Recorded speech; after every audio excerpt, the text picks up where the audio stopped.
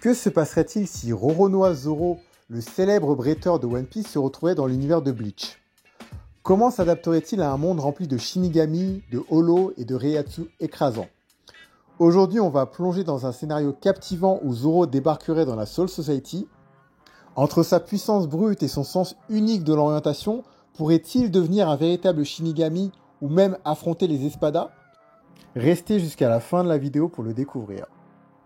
Tout d'abord, imaginons que Zoro soit transporté dans l'univers de Bleach à travers une faille dimensionnelle. Il se réveille dans le Rukongai, le quartier des âmes ordinaires. Dès son arrivée, son aura impressionnante attire l'attention. Des bandits locaux, pensant qu'il est une proie facile, tenteraient de l'attaquer. Mais Zoro, fidèle à lui-même, les neutraliserait sans effort avec ses techniques de sabre légendaires. Mais son style atypique et ses 3 sabres pourraient attirer l'attention des Shinigami de la 11e division, la division des plus grands combattants. Des combattants comme Ikkaku et Yumishika pourraient décider d'aller à sa rencontre, curieux de savoir d'où vient ce guerrier étrange qui se bat à 3 sabres. Après un bref affrontement où Zoro montre qu'il peut rivaliser avec eux, Zoro découvre rapidement que dans cet univers, les épées ne sont pas des simples armes, mais des Zanpakuto dotés d'une personnalité et d'une puissance propre. Ikkaku, de son côté, impressionné par la force de Zoro, pourrait lui proposer de rejoindre leur division. Zoro, attiré par l'idée de combattre des adversaires toujours plus forts dans l'optique de battre Mihawk, pourrait accepter. Le voilà donc intégré à la 11e division où il commence à se faire un nom. Mais il serait légitime de se poser la question suivante. Si Zoro devenait un Shinigami, quel serait son Zanpakuto?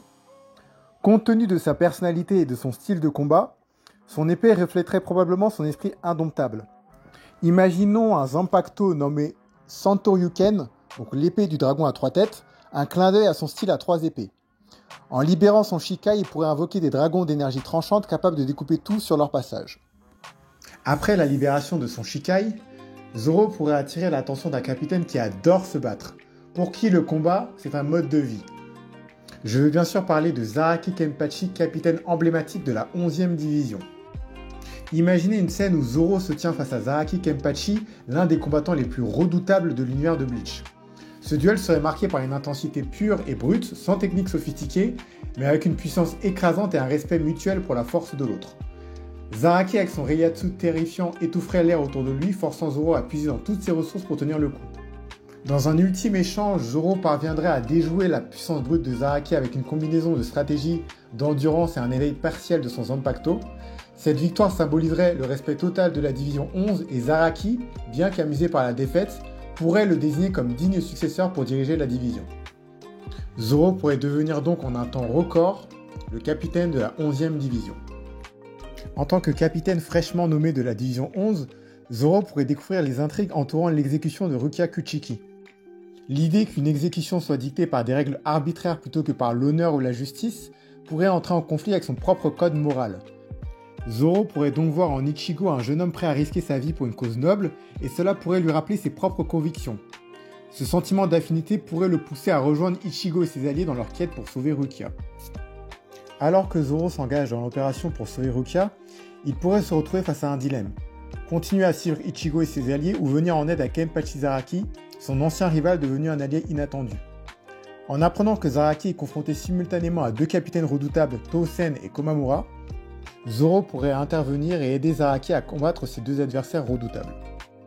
Mais pour le sauvetage de Rukia dans l'arc Soul Society, Zoro aurait pu avoir plusieurs façons de contribuer à son sauvetage.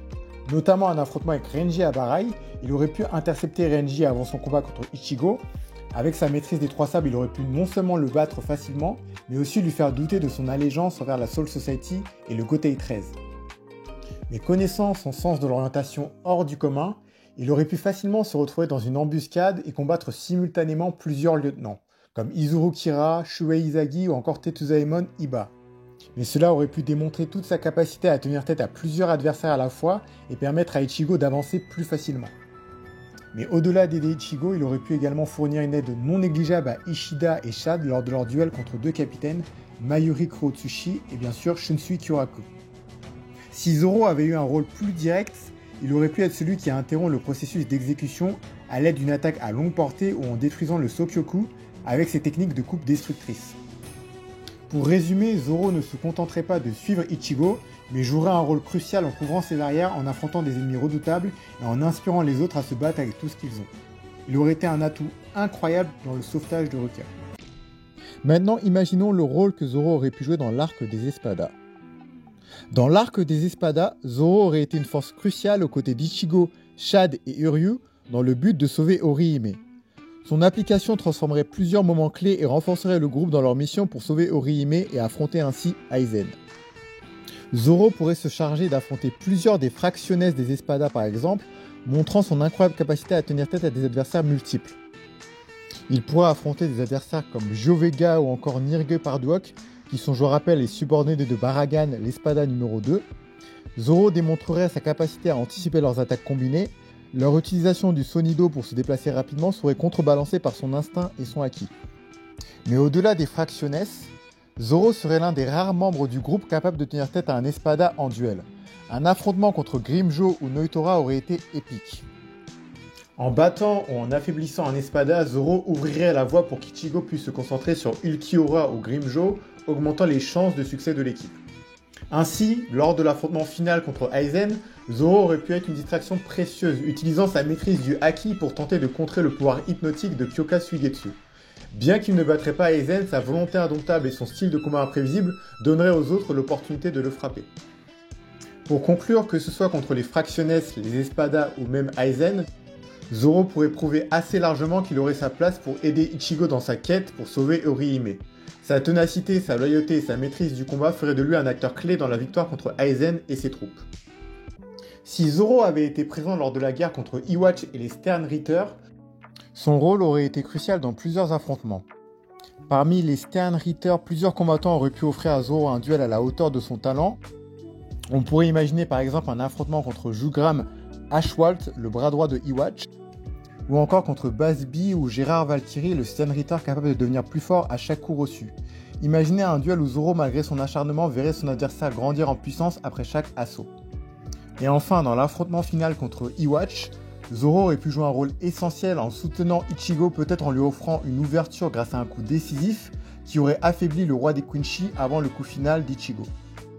Pour conclure cette vidéo, si Zoro était transporté dans le monde de Bleach, que ce soit dans la Soul Society, le Weko Mundo ou face au Quincy, Zoro prouverait qu'il est bien plus qu'un simple sabreur.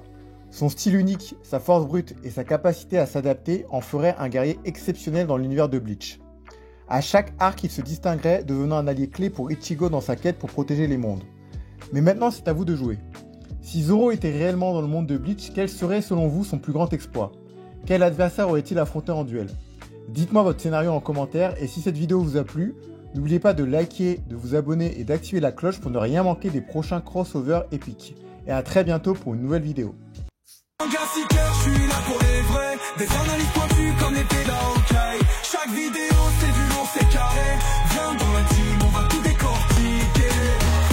Yo, si t'aimes les mangas, si tu veux du vrai contenu, du sale, tu sais où cliquer. Manga Sick,